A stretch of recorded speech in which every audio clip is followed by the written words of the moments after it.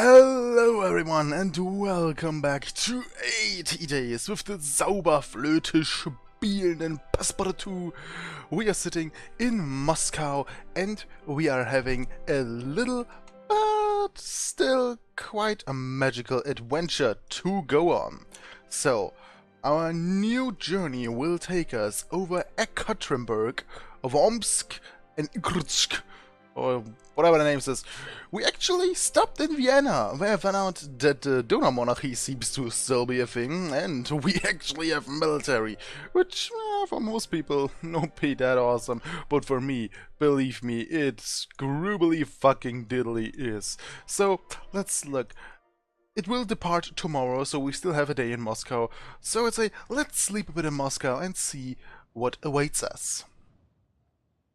Moscow was not a comfortable city for a Frenchman. A local composer just written a piece people were calling the 1812 Overture, commemorating the Russian victory over Napoleon's invading Grand Armée in that fateful year. Patriotic passion were at a fever pitch, but it didn't let it stop me, so I stayed very sensibly indoors. I'm a smart person. Alas, my friend, my solitude was quickly interrupted by an officious rap on the door. Two men in clothes so plain that they were most certainly police officers invited themselves in. The new Tsar was a paranoid sort. I had heard of the Okhrana. I don't know what the Okhrana is, so I guess he was paranoid. So it was said, but who could blame him, having personally witnessed his father's assassination as a young man? My luck, it seemed, had deserted me, so I resolved to make my own? Escape off the backyard. Make my own! They asked me my name and purpose, and I, lied audaciously and wildly, answered deferridly, keeping to the truth and not raising my eyes from the floor. They seemed skeptical about our journey. I could not blame them. Anyone with half a brain in his head would wonder about a breakneck journey around the world. At length they nodded. One removed the curious monocle and placed it into his pocket. It seems you're truthful. Crazy, but truthful. Oh, sorry, Russian accent. Why are you traveling through Russia? We do not understand. Perhaps you are heading to Vladivostok? We have considered it. Perhaps you have some advice for us? Perhaps we do, the policeman agreed. Vladivostok is closed to all but military personnel. You are thinking of going that way? Choose again. They proceeded to rummage through our cases, tossing our possessions in all directions, but evidently finding nothing of interest. Do not stay in Moscow too long. Russian air does not suit Frenchmen. I took their warning to heart and quite looked forward to departing the Tsarist capital. Well, you seem good. Thank you.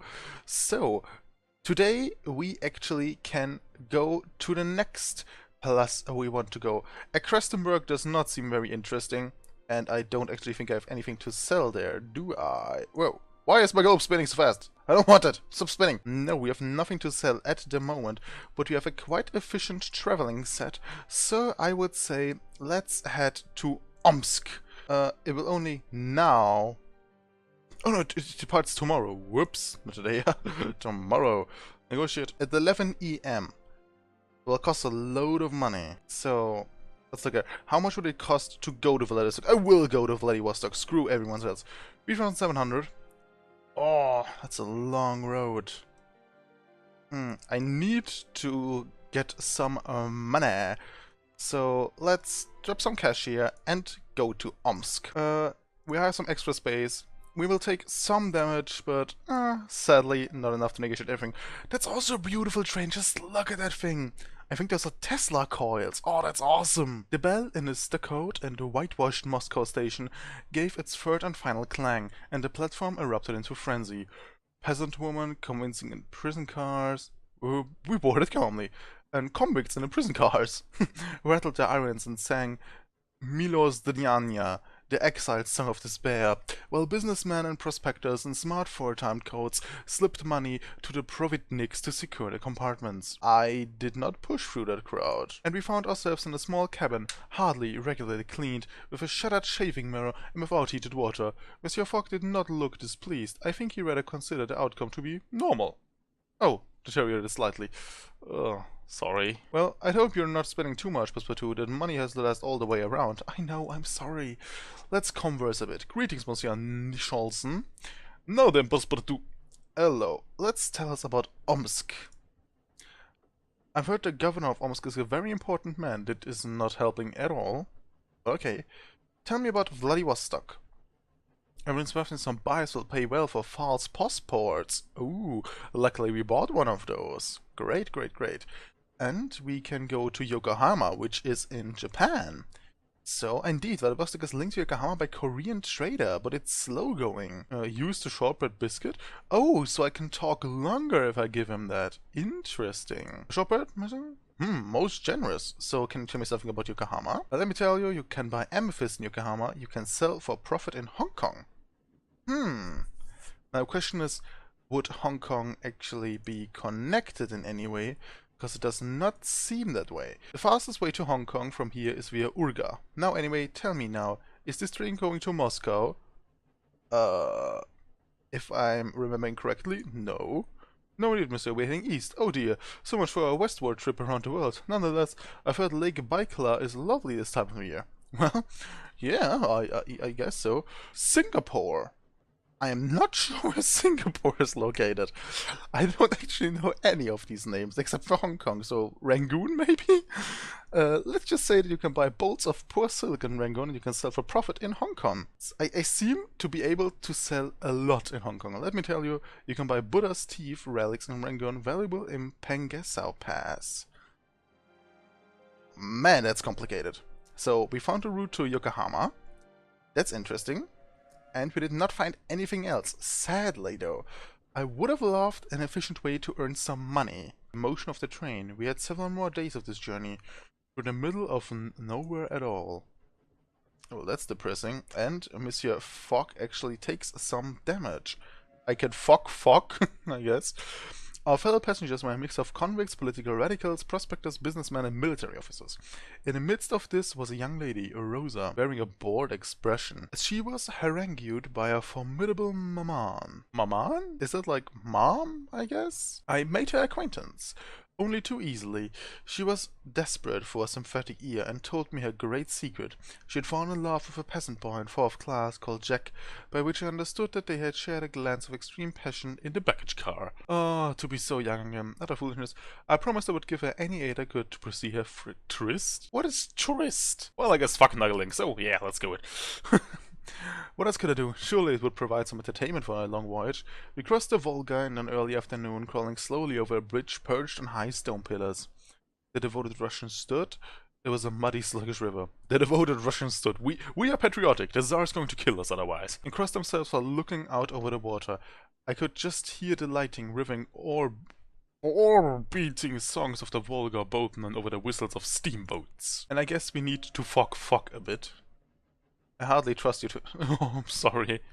I'm sorry, Mr. Fogg. I'm really sorry. We crossed the Urals today at the risk of sounding like a jaded traveler, and must admit that they are hardly magnificent. A heaving up of earth and forested hills for hundreds of miles. We stopped by an hour at Ekaterinburg, where I spotted a young lady, joined the lively cavalry officers, presumed Monsieur Fogg to jump off. No, we will indeed drive further. Spotted a young lady, slipping off to 4th class. Her worried mamma followed soon after, demanding whether anyone had seen her daughter Rosa. Since I told her I would help her, I made an excuse for Rosa, gesturing discreetly in the direction of the lavatories. There were mixed-sex conveniences, and the cause of much inconvenience, truth be told. Her mamma was convinced, and settled down to her luncheon with gusto. Rosa returned half an hour hence, cheek flushed but otherwise unharmed.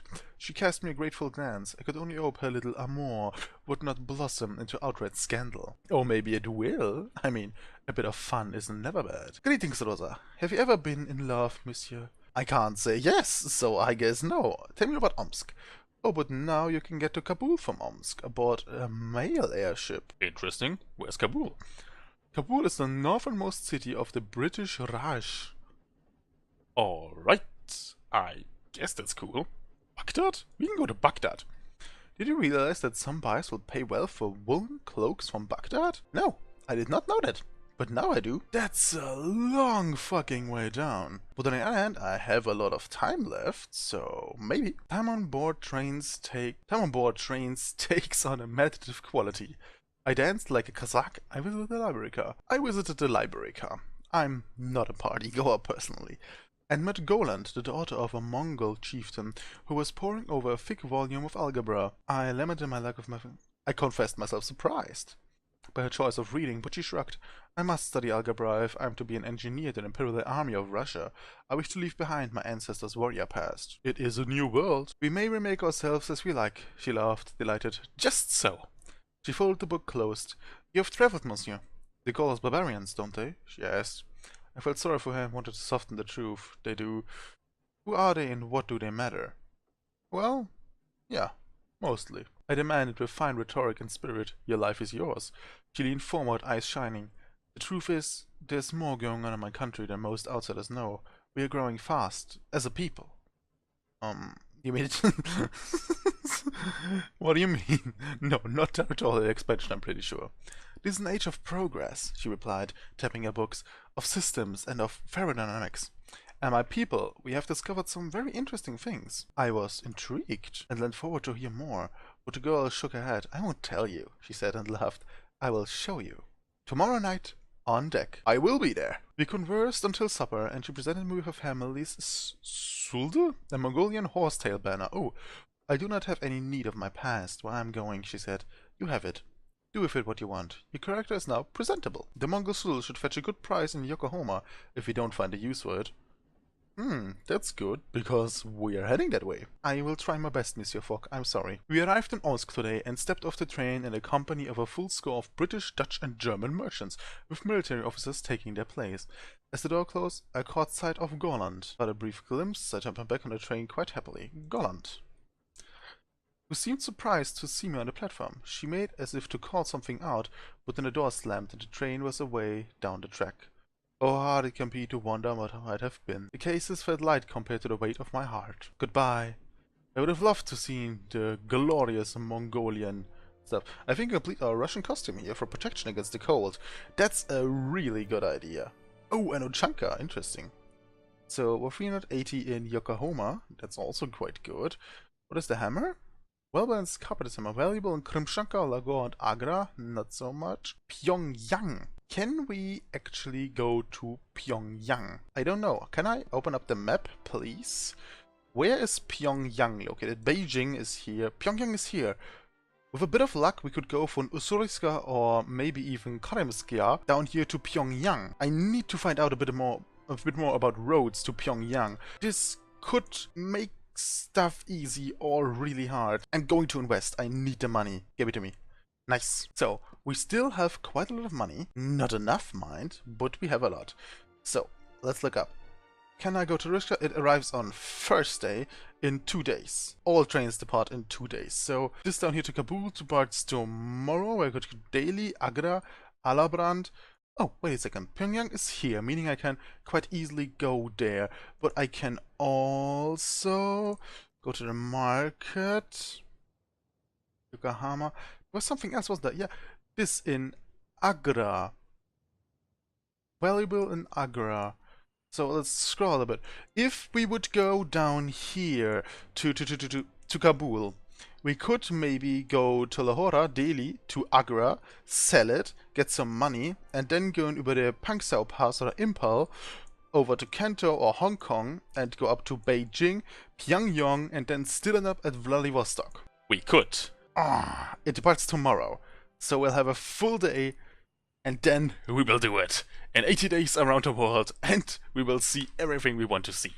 There was only one hotel on a large square across from a fine-looking residence. We found our room and warmed up.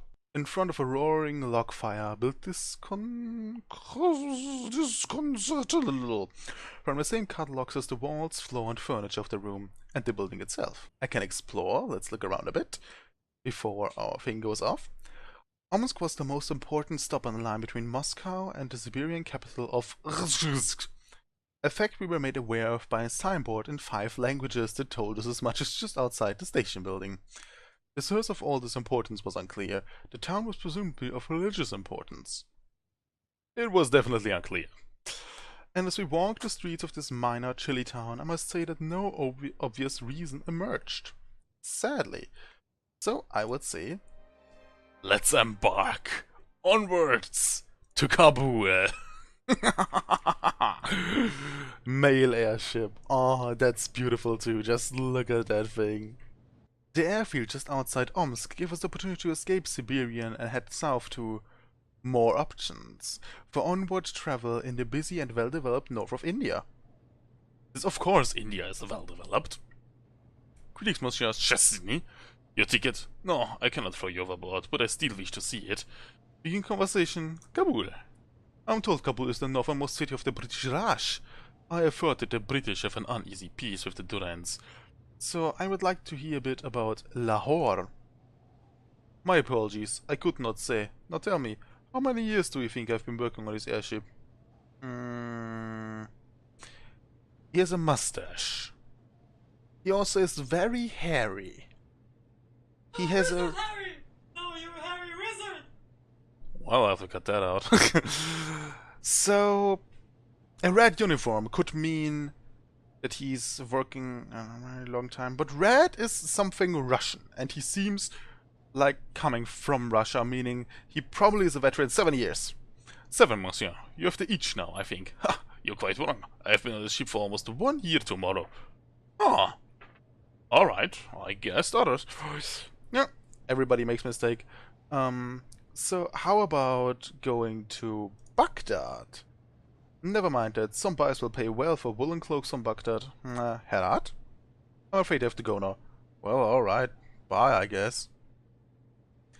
So, we flew almost directly southwards across mountainous wastes pocketed with the occasional village and settlement. I saw horses running free, I think, or perhaps it was the tops of trees blowing the winds. We are too high to really tell. I spent the day in conversation or watching the scene. In conversation? Monsieur Fogg, talk to me. Oh, no, I'm not talking to Mr. Fogg, I'm sorry.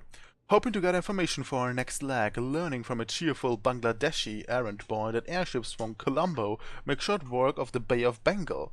The sun began to set through the windows of the ship. I'm rather glad to be leaving the north, Monsieur Fogg remarked. The trains are fast, but hardly well appointed. Remarkable to hear him express such an opinion. So, from Colombo upwards to... Ooh, Singapore. That's actually pretty interesting. We could take that route if we want to, but I don't think we were able to hit Pyongyang from there. The second day was shorter and we were soon circling above Afghanistan, waiting for permission to drop our anchor and reel ourselves back down to the earth. Well, let's look into Kabul. The traveling cloak should be quite valuable here. How valuable will it be? Ooh, hand-woven carpet. In Chittagong, whatever Chittagong is. Elastic wallet, urban traveler set. There we have the second part of the air travel set, which could be interesting. So, we want to go to Lahore and to Delhi. So, once again, what exactly was this valuable thing here? It was valuable in Chittagong Kalam Bahalabam. However the name was. Chittagong Shilam Hala. Chittagong. Chittagong. Chittagong. In Chittagong. Maybe, yeah, we can sell this one. We can also sell the top hat. We will buy the hand-woven carpet and the field glasses, since I hope we can travel by airship. So let's explore. And there we have our route to Delhi and Agra. We can fly directly to Agra. That's great. A fine city and a change from the bleak cold of the far north. Well, I want to go to Agra. It's actually carriage, which is going to be tough.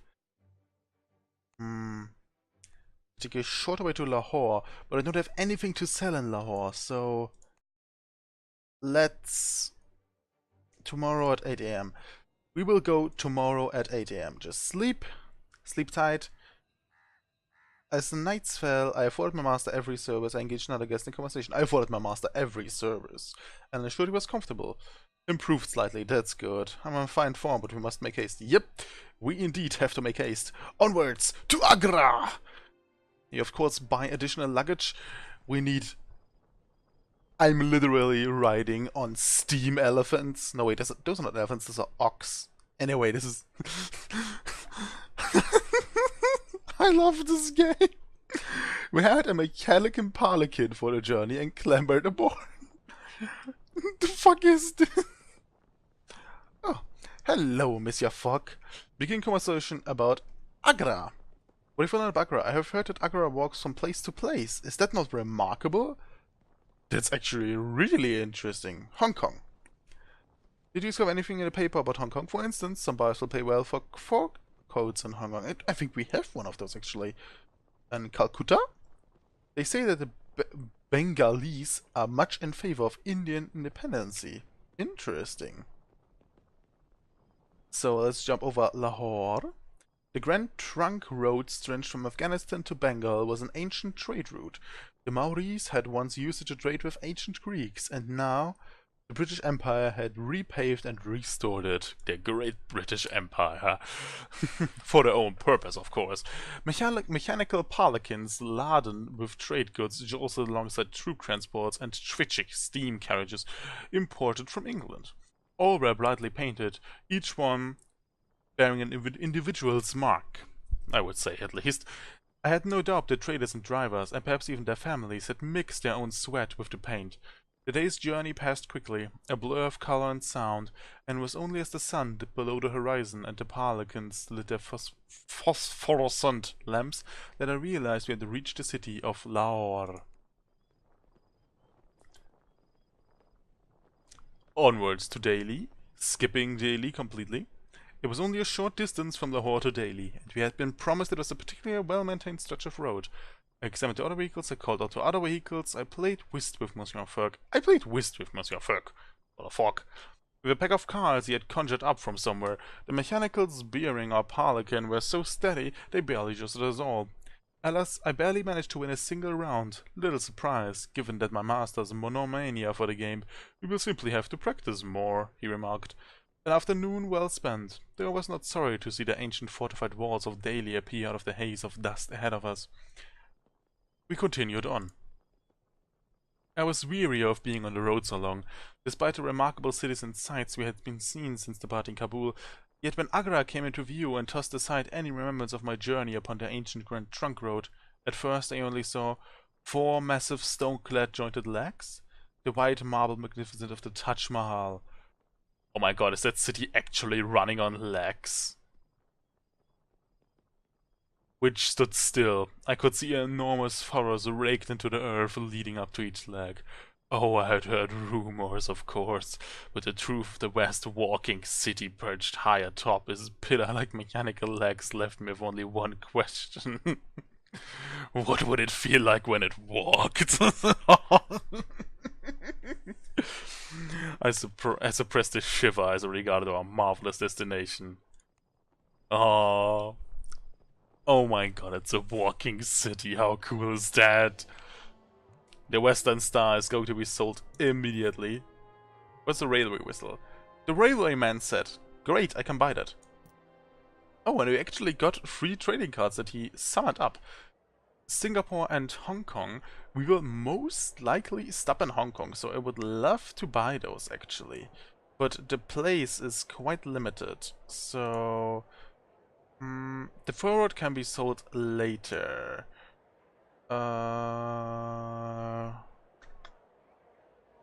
Luxurious, posh, and prim types. Okay, first of all, let's sort a bit. Wool trousers are for what again?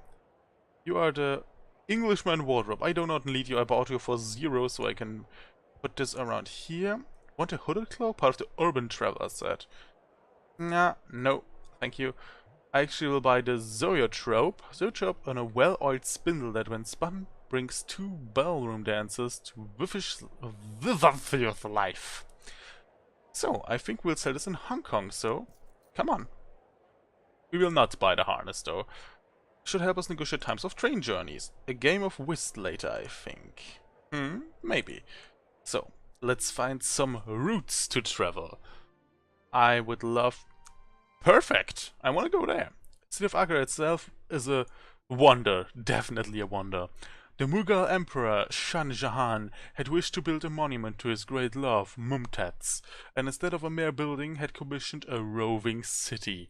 The vast white granite magnificence of the Taj Mahal perched on a plateau atop its jointed, fortified legs. There were thick gouges in the ground, a fitting monument for great love. They were thick gouges in the ground. To the west and east, Agra's habitual orbit was hewn into the earth itself. Her sovereignty was a contested matter. The British had laid claim to her, but she passed through independent territories on her peregrinations? I do not know what that means. Her power source was an enduring mystery. How can one claim to own a city which moves from place to place? Her power source is more interesting to me, actually. One which still befuddled the various European engineers who had made her their life's work. I would not chain such a marvel. I would not chain such a marvel with the notions of state or government. Agra was a creature unto herself, a living city who owned her living to no one. We boarded Agra at noon, to begin walking to Calcutta when the sun set, taking us with her on the unnerving circuit. Oh, great, we do not even have to move at all. So yeah, moving city. How awesome! Embark! Embark. It will be tough for Monsieur Fogg. Oh my god, look at that thing! Oh, just imagine that striding across the wastes. Oh, gorgeous. One of the scarlet-cloaked city officials rang a brass bell, answering tolls echoed from all corners of the city of Agra. While the sound still echoed in my ears, the city lurched underneath me, tilting first to the left, then abruptly to the right. We were off. The walking city has begun its circuit. She settled down. She settled down, I think, into a regular rhythm after a few tottering steps, and by evening I barely noticed the slight tilt and yaw, developing a kind of sea lag. We cannot press conversation, but we can wait. Famous dancer seen in Novorossiysk, heading for Terran. Oh, we heard about her. Interesting. I really love how you see interesting stories that you actually heard about in newspapers and not just some random stuff. Truth be told, the sound was more difficult to accustom myself to than Agra's multi-jointed gait, her granite-clad feet pounding into the earth with enormous shuddering crashes that could be heard even from a rare fiend station. I looked over the edge. I looked over the edge at the verdant fields and forest below, interrupted by little thatched villages and larger brick bulging towns with Reddit himself and black smoke. The grand truck road snaked ahead of us towards the horizon of truck trunk, but I felt like a giant, like a god, like a king. The earth seemed to unroll itself from my inspection. Farmers and horses and cows below seemed pale and unreal, and altogether insignificant. In that moment, only I was solid. Only I was real. Thankfully, the moment passed quickly, but I did not soon return to the railing. A man thought strange thoughts, perched atop a migrating city with an engine for a heart. It's gorgeous. I will take care of Monsieur Fogg, so he will not take too much damage on this troublesome journey. My master and I took a turn about the top deck. As we passed within sight of marveling at the glistering white marble edifice of the Taj Mahal, definitely. Bounded by clear blue water and manicured gardens. A photographer had set up a booth on the lawn and was doing a brisk trade, taking stereotypes of families posing in front of his monument. His hands were stained. So quick! His hands were stained with chemicals, with dark burns visible against his brown skin. He was experienced at his trade. He glanced over at me appraisingly. Photograph? He asked in passable French. 10 pounds. Mais oui? I agreed and then glanced at Monsieur Fogg. I invited him to join me in the picture. I think not, he said calmly. I'm quite against the notion of having one's likeness reproduced. Thus rebuffed, I posed alone as the photographer made his equipment ready. There was a blinding flash of white light, and by the time my vision had returned to normal, the ferrotype was already being pressed into my hands. A handsome article. My smile gleamed almost as white as the marble of the Taj Mahal in the background. I tucked the ferrotype into my pocket, and we continued about the promenade. Funds have gone down a little. Well, but I have a pretty nice picture. And let's face it, that's the most important part. Monsieur Fogg, here, take some canning. Thank you, your attentions are most beneficial.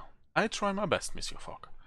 I was taking a small, digestive walk after a substantial breakfast when I saw a young lady in a bright pink sari and yellow-lensed goggles pitch herself over the outer railings.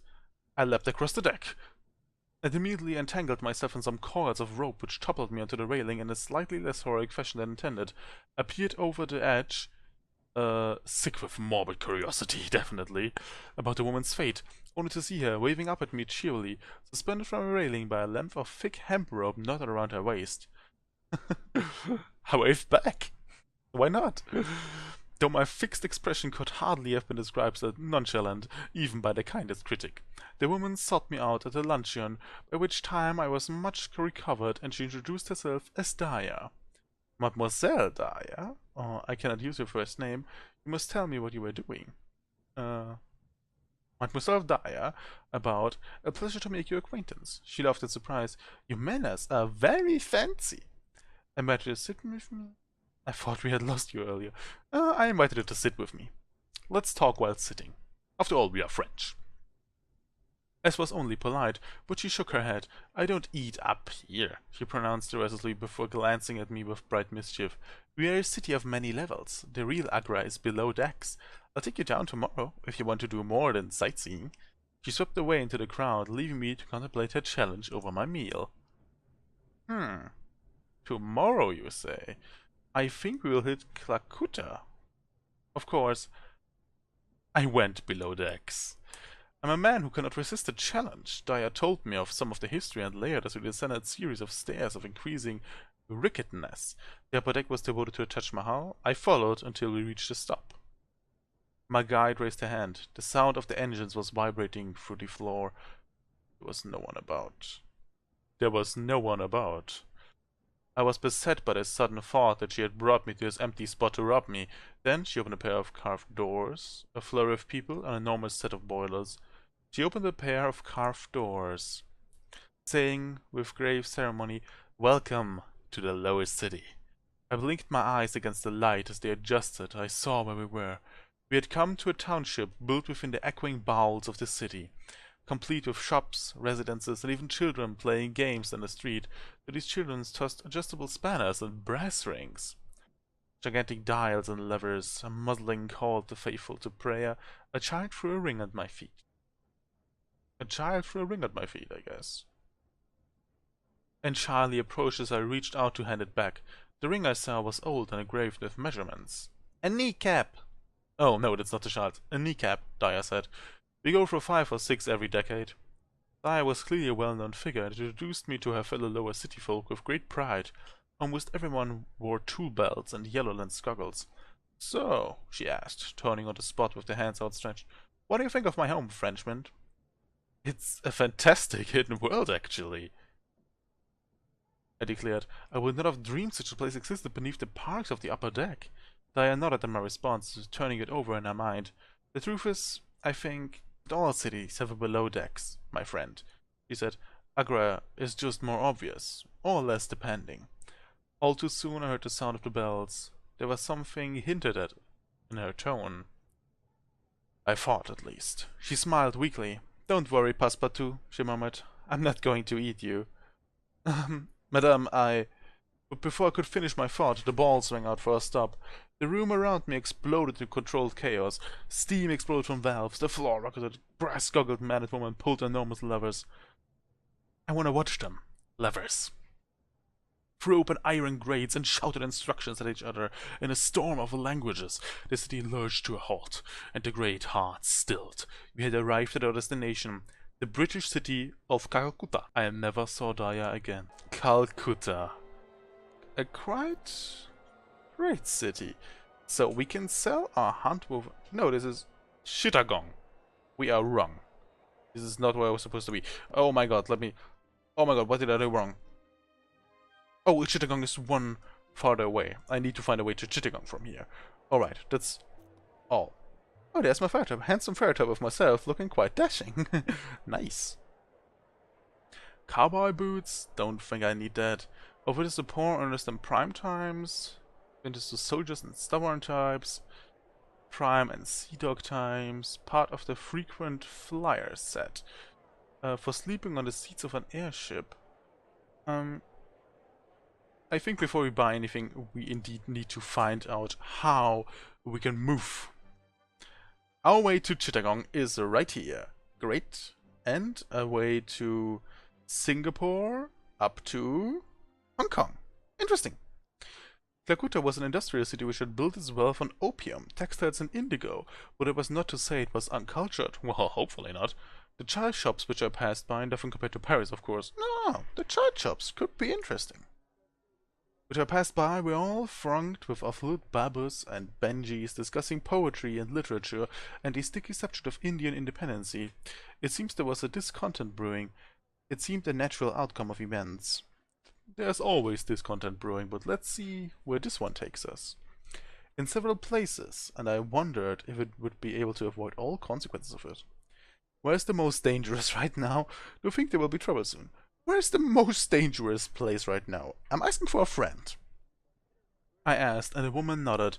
I hear the mountains to the east are teeming with separatists, she declared. They mean to attack Chittagong. Well, I hope I don't actually have to go to Chittagong. I'm gonna sell somewhere else. That would actually be great. No, I have to go to Chittagong for the damn carpet. Okay. So, let's look this up for a second. Singapore. Actually, I had something that can sell Hong Kong correctly. Yes, Singapore or Hong Kong. Meaning a way over to Chittagong and then to Hong Kong would be great. Could be by sea. Maybe. Maybe not. Maybe yes. Need to find out. Later. Go down and go to Chittagong. It departs tomorrow. I cannot make this go any faster, so let's sleep for tonight and hopefully everything will be fine. So, before retiring, I tended to Monsieur Fogg, spent a few hours walking around. I tended to Monsieur Fogg, definitely, he needs some help. I attended to Monsieur Fogg, ensuring he was comfortable. Yeah, you're on fire form, I get it. Don't lie to yourself right now. Not fitting you. You're too gorgeous. High extra space again. This will be a worrisome journey. I know, I'm sorry. The SS Thunder. Well, at least I can work with this picture, this is normal. We boarded the SS Thunder of the Apcar shipping line on its way to Hong Kong via Singapore. But the smokestacks barely had time to steam off the morning dew before we approached Chittagong to pick up more laborers. We made a full stop. We ate. But soon found out there was little order aboard the ship, and when the boat left once more, we had room and board, and all for no cost. That's great. Monsieur Fogg, of course, was unaware. Monsieur Fogg, I think, know our status as stowaways. I think he will be alright, but chose to neglect the fact in the interest of the sport. The captain, with whom we quickly made friends, promised us a journey of 10 days rather than the usual figure of 12. Let's care about Monsieur Fogg. No! I wanted to... No! I wanted to stop at Chittagong! I don't want to... Fuck! I should have not stowed away. I wanted to leave at Chittagong. We dined at the captain's table. He made his toast and then asked Monsieur Fogg outright whether he was an opium trader, and I his factotum. I looked at my master, who merely said he was not. Captain Ong guffawed and commanded our glasses filled once more. It is a profitable business, he advised. A man can make his fortune in opium, Eve. He addressed the last to my master. He's not squeamish. My master is hardly squeamish, I interjected with a glance towards Monsieur Fogg. He's a gentleman, and he has no need of putting his hand to trade. I feared the captain would be offended, but instead he merely shrugged. If your master has never known need, then his honor is untested. Monsieur Fogg gave me a quelling look before turning to the captain. Your business is your own, Captain Ong, and as long as you conduct me to Hong Kong in 10 days as agreed. The captain raised a glass. Fear not, Mr. Fogg. I have anxious customers awaiting my cargo after all. And our relations have improved slightly. Well, of course they have, because I care about Monsieur Fogg. Let's look at the news again. Phileas Fogg attempts round-the-world adventure. Yep, he does. Well now, this journey is proving more tiring than expected. You're only at 82 health. Don't cry. I woke thinking of croissants? Not just any croissants, my friends, but the croissants made on the corner of the street where I grew up. Delicately crisp on the outside, yielding within. I could smell them, almost feel the texture of the pastry on my tongue. I was so lost in contemplation that I was very nearly late to attend my master's shave. Zut alors! The Lascars who made up the crew seemed to find me an object of great curiosity. I found them a great annoyance, as they would not be put off from asking incomprehensible questions as I went about my daily business. A young Malay shyly asked me what Paris was like. It's beautiful, I said cautiously. The Seine glitters like a snake. The theatres spill light and color onto the streets. The cafes are full of men and women debating and drinking at endless cups of coffee. There are beautiful women and beggars all on the same street. She looked at me curiously. I took a deep breath, dissatisfied with my answer. It is much like any other place. Never mind my thoughts. Perhaps you will see it yourself. Perhaps you will see it yourself one day. She nodded, accepting my answer. I doubted she would ever set foot in the city of my birth. Well, no, don't be that evil. Maybe. I mean, we are taking away around the world, so we can try. And she can too. Today we stopped at Singapore, on the southernmost tip of the Malay Peninsula. Singapore had been British for many decades, and from the harbour it seems almost as if some little town in Kent or Surrey had been shipped piece by piece and reconstructed on this far shore. We exchanged some labourers for a dozen or so merchants. It made sail by early afternoon. I want to get to Hong Kong since, well, I missed my option to sell the shit I want to sell since I fucked up, so yeah. The captain was on deck on the afternoon as I took a turn. He seemed to hesitate for a moment before he approached and abruptly said, "My brother is an opium addict." Your brother? He looked around to make sure we were not overheard before nodding. My family is from Shanghai. We were poor, but instead of leaving my parents' cares, my elder brother became an opium eater who lied and stole and also wasted his days. Who sold him opium? His eyes hardened. Does that matter? I know that it is British opium. I'm no fool, but he chose it. Opium is most definitely a sickness. I said gently, a disease. He was consumed by it. I left Shanghai at 15. I ended up in Singapore, with nothing to my name but a shirt, and look where I am now. My parents live well on the money I sent them. What of your brother? A look of fleeting sadness crossed his face before it hardened over. I do not know. Dead. Probably. Not begging on the streets. He took a shaky breath. I have not talked of these for many years. But I wanted to tell you this, monsieur. Things are not so simple as you seem to think. Captain Ong bowed stiffly, and my thoughts flickered between the captain storing the chest of opium, even now, in the cargo hold. Aye. Special report from Minsk. The French are the worst for short memories. Well, you could say that. Don't have to, though. We had a squall today, and were confined to our cabins. I could hear the sailors shout to each other outside the ship, pitching from side to side. Monsieur Fogg, in an uncharacteristic display of humanity, was noisily sick into a nearby bucket. I mopped his brow, I guess? I don't even know what that means, but I want to do it. An act which he clearly deemed over-familiar, even in this compromising position. Oh, sorry. Good gracious, this is rather exhausting than I expected. Well, you're about to die, so yeah, mostly. A shiny pair of shoes, that is much better. One of the Indian laborers was lying limp on a corridor outside of a cabin. I prodded him onto the shoulder, and he moaned. He looked feverish, clammy, and rather warm to the touch. I called one of the crew to attend to him, and watched as he was shuttled away into his cabin. The steward, a wizened Indian of intimidating, weather-beaten years, clapped me on the shoulder as thanks, and in a disjointed tongue promised to care for him, or at least so I assumed.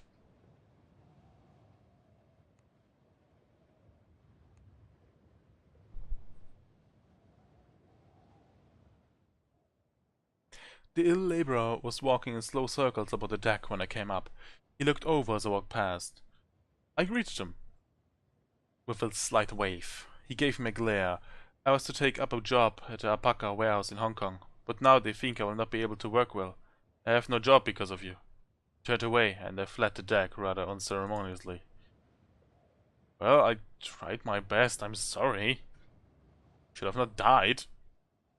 We reached our destination in a promised 10 days, quite a miracle, and one that Captain Ong was clearly proud of. He shook our hands with great gusto as we disembarked, his eyes dancing. Good luck, he called as I looked around the crowded, colorful harbor of Hong Kong. Several of our possessions would sell efficiently here. Yes, I think they actually would. Ooh, a rifle! Ooh, sexy. The Zero Tap would sell. It will not sell extremely well, but it will sell good enough. So, well, time for some inventory management.